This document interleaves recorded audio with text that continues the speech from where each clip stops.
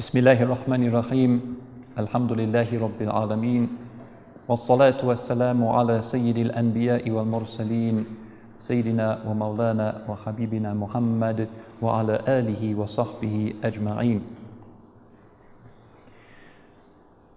This evening we're going to be speaking about something that we all know too well, which is the vice of kibr, or of pride.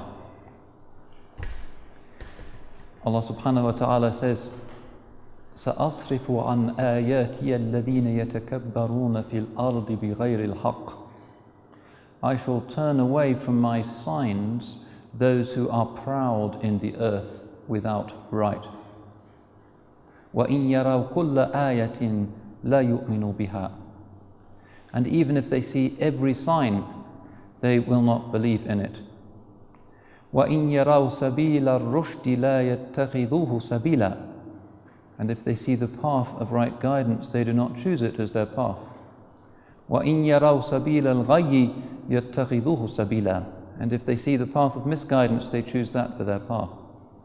ذَلِكَ بِأَنَّهُمْ كَذَّبُوا بِآيَاتِنَا وَكَانُوا عَنْهَا غَافِلِينَ.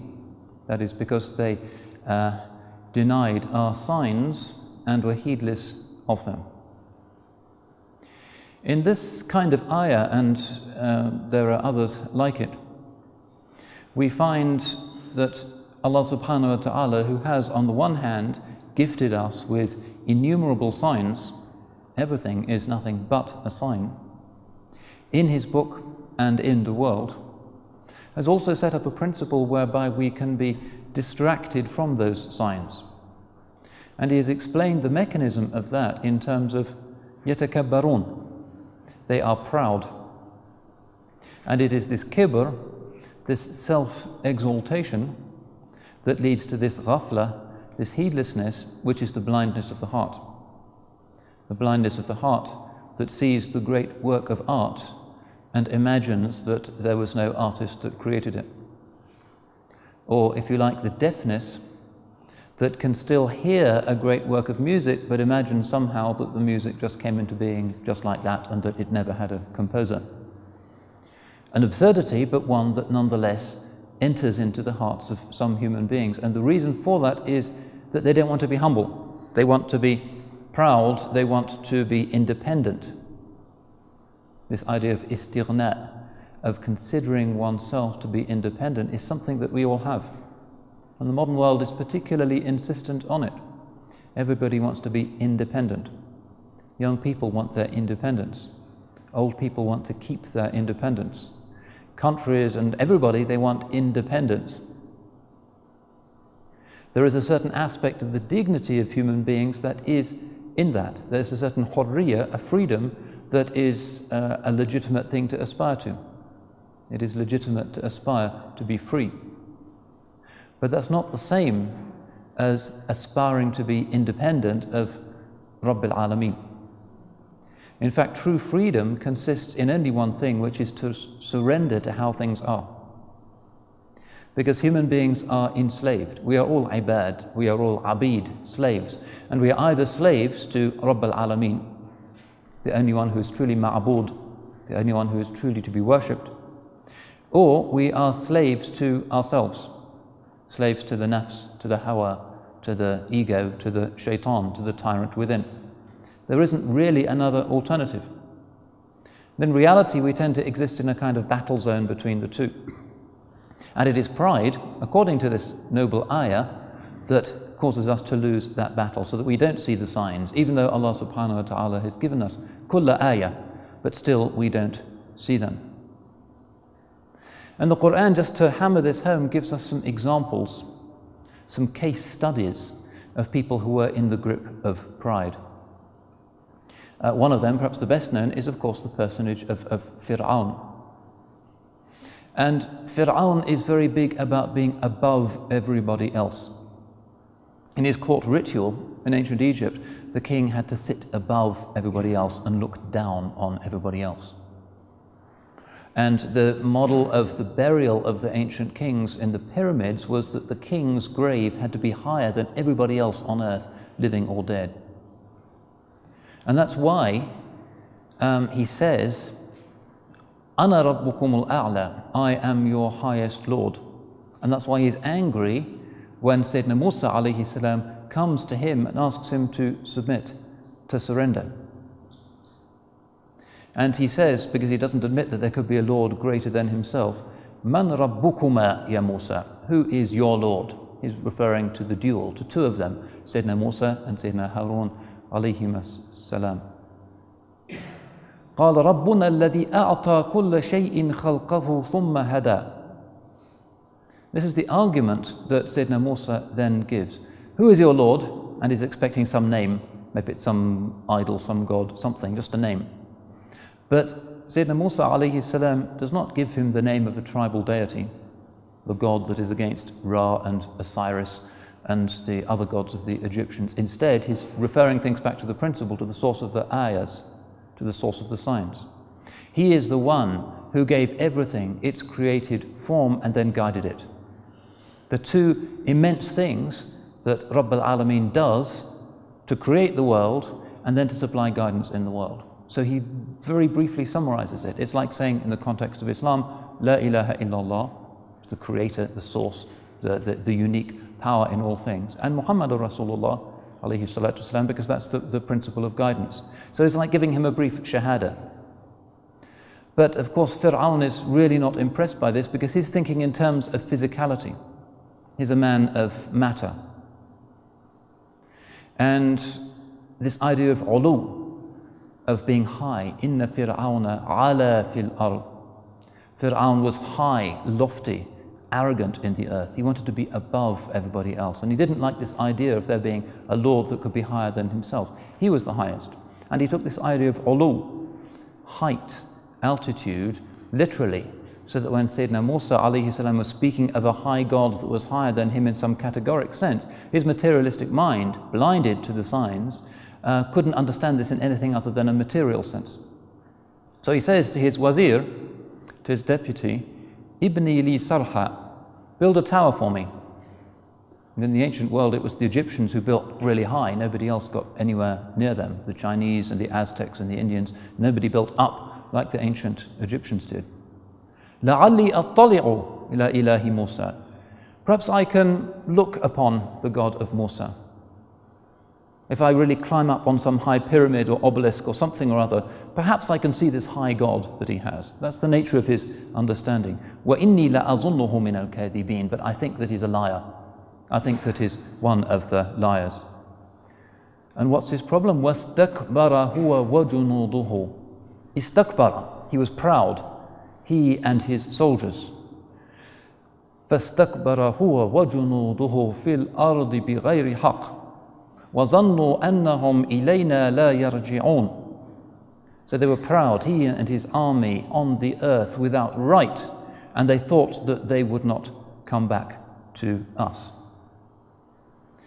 That is one human possibility.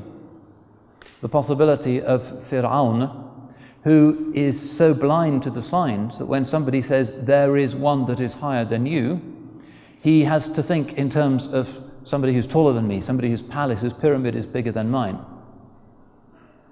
And that's the basis of our misunderstanding that causes pride. It's a materialistic phenomenon. The materialist is proud, and it's the materialist who's really concerned with his physical form, with the clothes that he wears, with the car that he drives, because that's to do with his self-esteem. That's what he thinks matters, because he's mustakbir. He wants to be able to roll by the poor man driving in his air-conditioned Mercedes and feel better, feel superior. And this is a tendency, a Fir'aunic tendency within the hearts of human beings. And it's the exact opposite of what? Of the mosaic, of the prophetic, of the Muhammadan model, which is one of humility. So very often in his book, Allah subhanahu wa ta'ala sets up these opposites and this great standoff, this great clash of worlds between Sayyidina Musa alayhi salam and Fir'aun is one of those iconic moments, which is why it comes up again and again in the Quran, not just in Surah Taha, but in Surah Al-Qasas and in many other places, because that is our own situation. Allah is not just telling us some interesting tale of an ancient civilization, but He is telling us something that is alive today. Not just in the presence of the pharaonic principle and the arrogance in the material rulers of the world, whether it be the rulers of empires or superpowers or of big corporations or of financial institutions or of banks or whatever it is, that is the pharaonic self-righteousness that those people have, or whether it be the tyrant within. Because there is a Fir'aun within each of us. There is something within us that wishes to lord it over others, that wants to be able to say, Ana Rabbukum al-A'la, I am your highest Lord. And that is the principle within us that slithers around and says, don't submit. Don't submit with Musa and Harun. Go it alone because you are independent. Now, the prophets ﷺ come in order to shatter that and to destroy it, because it's illusion. It is the essence of illusion. And so we have, as one of the key teachings of Sayyidina Muhammad sallallahu alayhi wasallam, an uncompromising war on arrogance and pride. So in a famous hadith narrated by Imam Bukhari and given to us by Sayyidina Ibn Mas'ud radiallahu anhu, a terrifying thing is apparently being said. The Prophet sallallahu alayhi wasallam says, لا يدخل الجنة من كان في قلبه مثقال حبة من خردل من كبر. Not one of you will enter paradise if he has in his heart so much as a mustard grain of pride. And if you're inclined to read the Quran and the Sunnah literally, that seems to be very, very bad news, because who does not have that in his heart? Who is not proud when he's wearing something smart and somebody else is not wearing something smart? Who is not proud when he has a new haircut or a new car or a holiday or a new bride or whatever it might be? The ego is there. A legitimate thankfulness for the blessings of Allah subhanahu wa ta'ala can be there and should be there, often is there, alhamdulillah, in this ummah even today. But there is also that darker thing within us, the Fir'aun that says, now I am independent. Now, this hadith is like many other hadith. It's not to be taken ala zahirihi, in other words, in its full literality. Because if that were the case, then none of us would have any chance of anything, because kibr is almost hardwired into our nature, and we kind of automatically are proud. Because we think when we're letting go of our own autonomy, somebody else is in charge and we must be less important, or we want ourselves to be the center of the solar system, to be the center of the universe. And unconsciously we tend to go through the world assuming that that's the case, that everything else is like a planet going around us. We might notice it, we might not, but we get kind of diminished and saddened at the idea that there might be another center to the universe, or that there might be many human souls out there that are of equal worth in the eyes of Allah subhanahu wa ta'ala, and many of them much better than ourselves in deen and in dunya. That makes us feel panicky and insufficient and inadequate, and we get anxious when we think like that. We don't like to be anxious, and so we still go back to this illusion, the voice within that says, Ana Rabbukum al-A'la, I am your highest Lord. But this pride and this spitefulness and this contempt of others is exactly the opposite of the brotherhood that is enjoined by religion. Kunu ibadallahi ikhwana, he says, sallallahu alayhi wasallam. Be Allah's slaves as brothers. Sayyidina Abu Bakr as-Siddiq radiallahu anh used to say, لا يحقرن أحد أحدا من المسلمين فإن صغير المسلمين عند الله كبير. Not one of you should despise any Muslim, any one of the Muslims, because even a little Muslim in the sight of Allah is great. Somebody who has in his heart some fragment of La ilaha illallah Muhammadun Rasulullah is not to be despised, because that is the thing that outweighs everything else in the mizan. And this was the wisdom of Sayyidina Abu Bakr as-Siddiq radiallahu anhu, who grew up in this prophetic school. So what we have to do in order to overcome this kibr is what? How do we overthrow the fir'aun in the soul? How can we deal with this? If it is taking us away from a true state of consciousness and helping us to live in the fantasy of fir'aun that ends for him in catastrophe, how can we escape from this cage? Well, again, the response has to be, first of all, an awareness that this is our state. And this is where what we call the virtue of muraqabah comes in. We have to watch ourselves. Watch the heart. Beware of the heart's treachery. Beware of its arrogance. Watch it, as one of the Imams says, as the cat watches a mouse hole.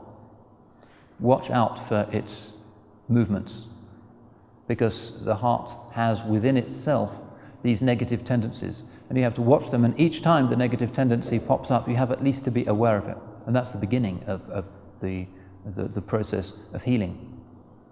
If you're not even aware that you're sick, it's very unlikely that you're ever going to figure out what kind of medicine you should be taking. So step number one is to admit that we're in a mess. And to admit, and the fitrah itself, not just revelation, but our nature in its most basic and good aspect, knows that despising other people is not the best aspect of us. Even the unbeliever, maybe somebody who's never tasted faith once in his life, looks down upon somebody who looks down upon others as a matter of routine. Somebody who constantly goes around arrogantly.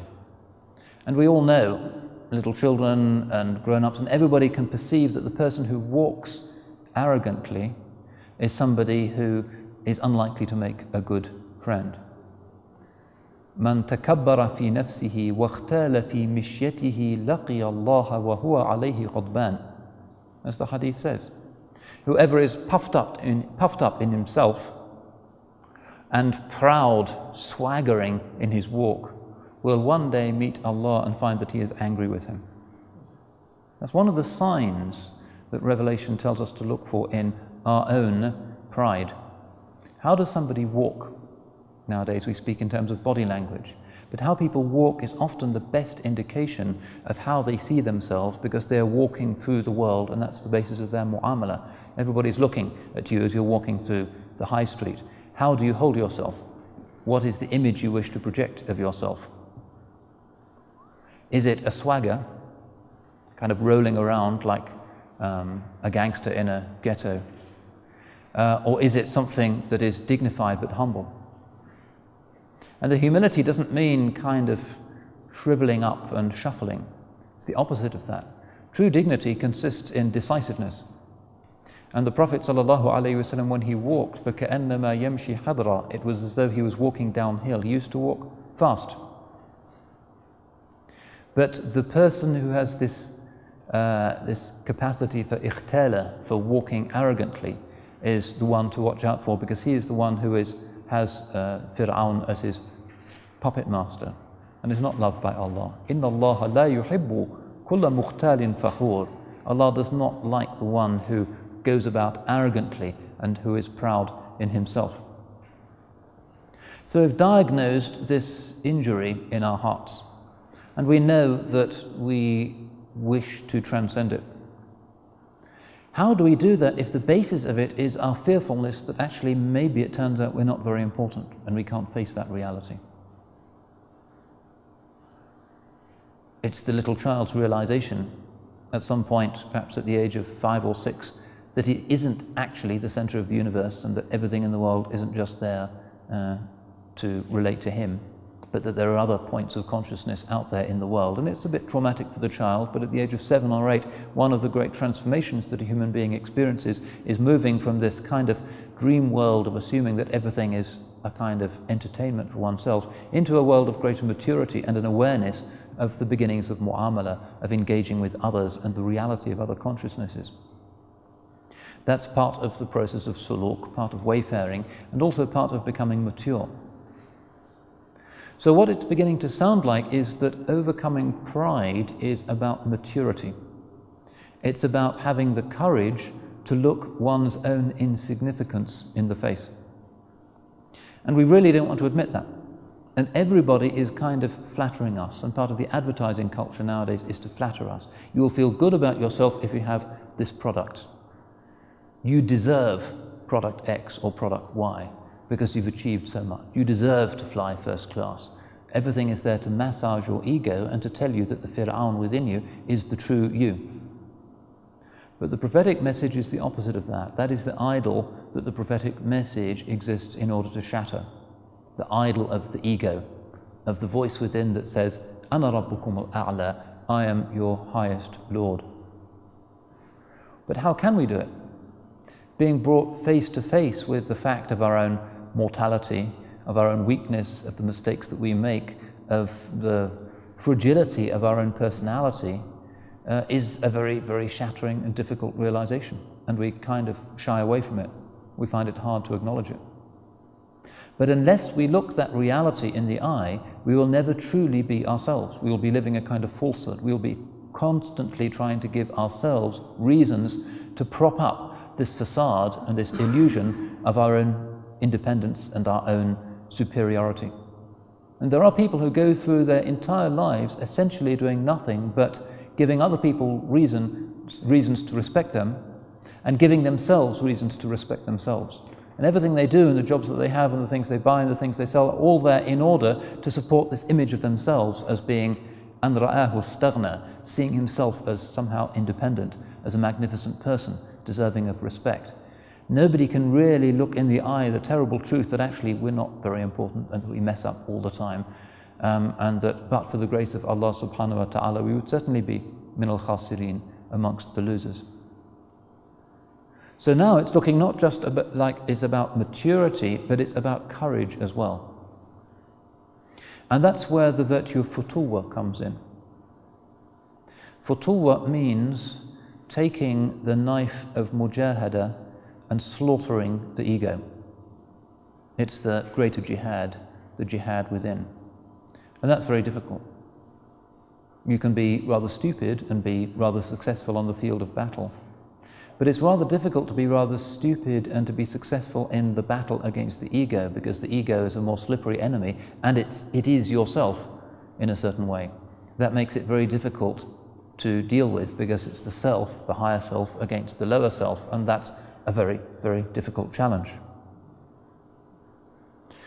But one way we can overcome this is by looking at the humility of the great ones, not just these superb prophetic stories like the story of Sayyidina Musa alayhi salam and Fir'aun, and all of those other showdowns between light and darkness in Allah's book, but at the story of Sayyidina Muhammad sallallahu alayhi wasallam and his humility,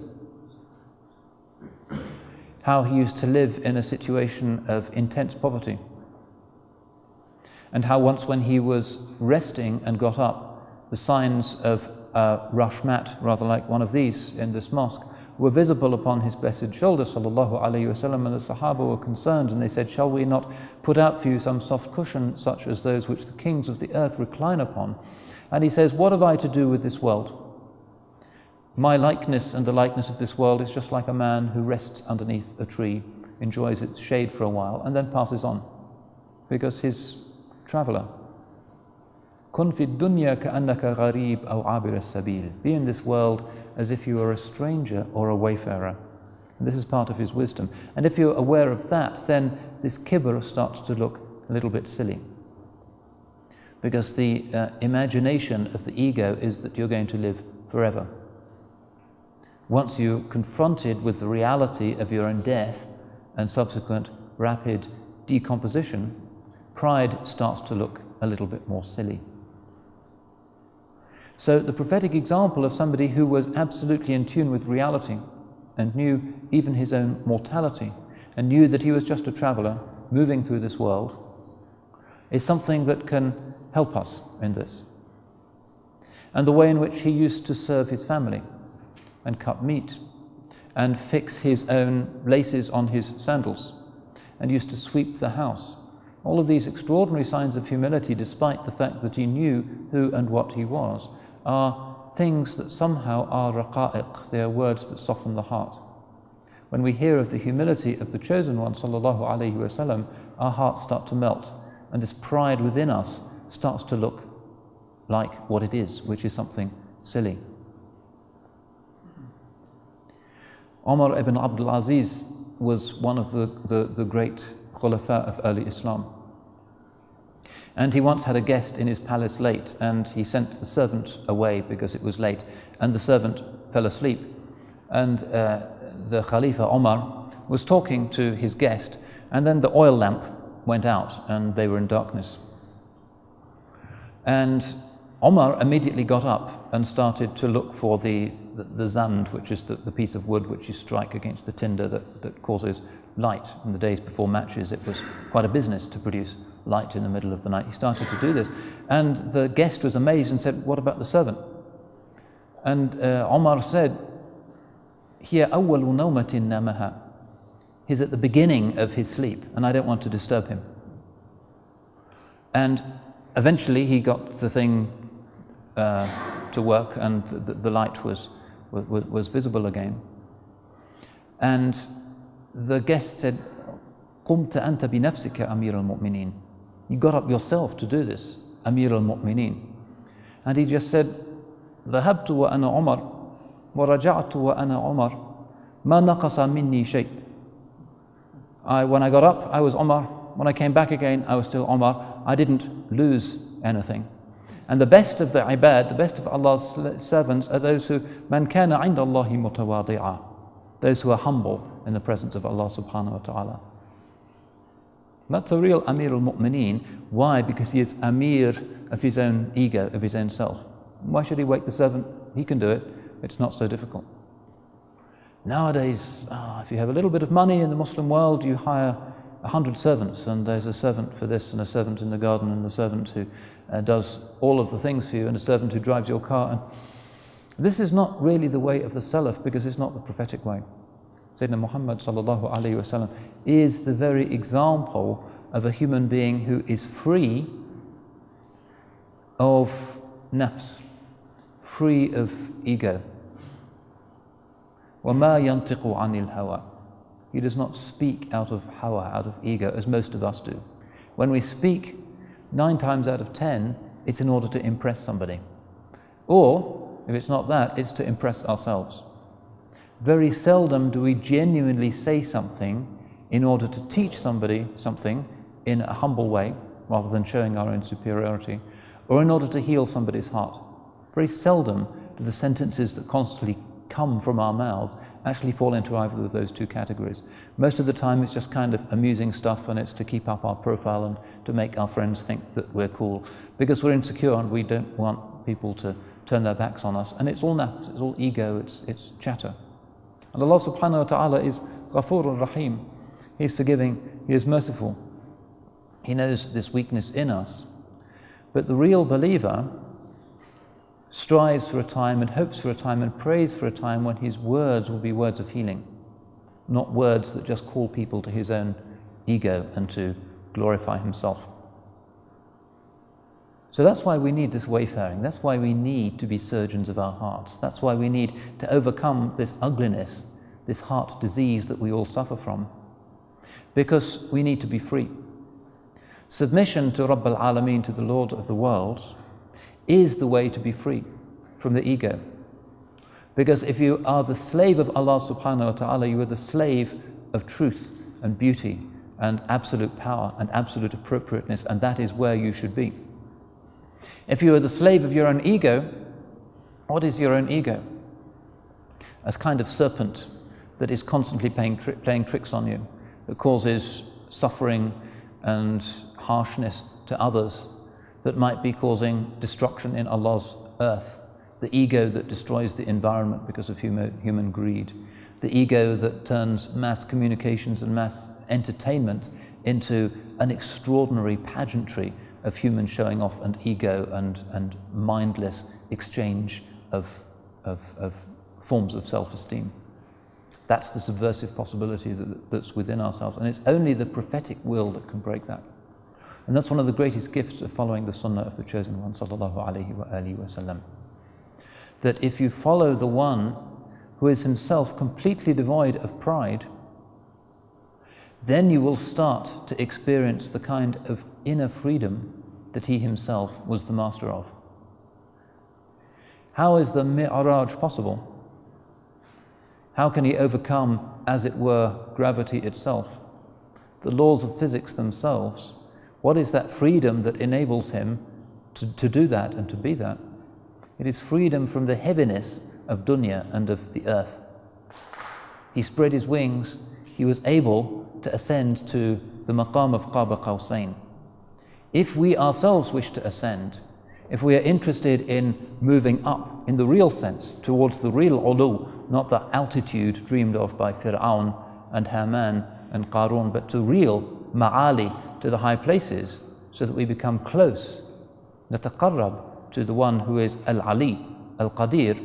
The only way we can do that is to escape from the cage, to break the bars of the cage, which is nafs, hawa, shaitan, envy, all of those dirty things, to escape from that cage, and then we will find what we are meant to be.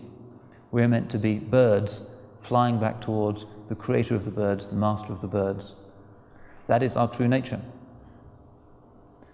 So we ask Allah subhanahu wa ta'ala to give us victory in the battles that we fight against the Fir'aun within, and to help us to be people who are not proud as they walk and as they speak, but people who are humble and who are themselves lessons to others and a healing to others, to their families, to their friends, to their neighbors, to their colleagues, to all of humanity, inshaAllah. And we ask Allah subhanahu wa ta'ala to make this ummah a source of healing and a source of humility and a source of restoration in Allah's creation and in Allah's earth, because this is a time when human greed and human cupidity and human absent-mindedness and disrespect for Allah's signs has threatened the very earth on which we live and the air in which we breathe. And may Allah subhanahu wa ta'ala make the ummah of Sayyidina Muhammad sallallahu alayhi wa sallam the ummah that brings healing to this damaged and this wounded age. Barakallahu feekum. Wassalamu alaikum wa rahmatullah wa barakatuh. ای خواجگان پیران زمان سیزل درمت حیله دی فرکان او صادق